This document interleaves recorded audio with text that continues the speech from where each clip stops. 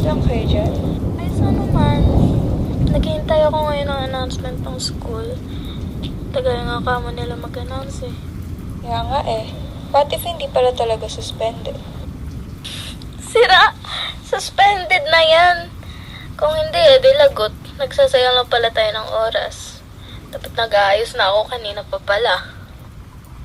Suspended na yan. Masyadong malakas ulan. Totoo. Ay, ang dami na ng mga habulin na schoolwork after nitong suspension na to.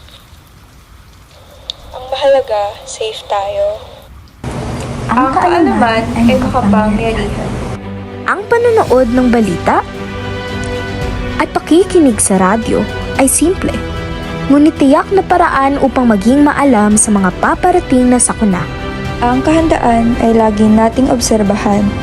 Ang paghahanda ng go bag o first aid kit ay isa sa mga paraan. Nararapat din lamang na alam mo kung sino-sino ang tatawagan. At na ang inyong tahanan ay makasisiguro ng kaligtasan. Nakita mo na rin ba yung announcement? Suspended daw. Oo, nakita ko na. Sayang ligo ko.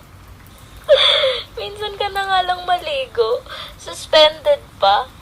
Uy, pero stay safe ha. Kayo ng fam mo. Stay safe. Oo, kayo rin. Mag-ingat kayo lagi and stay safe. Ang kaalaman ay makapangyarihan.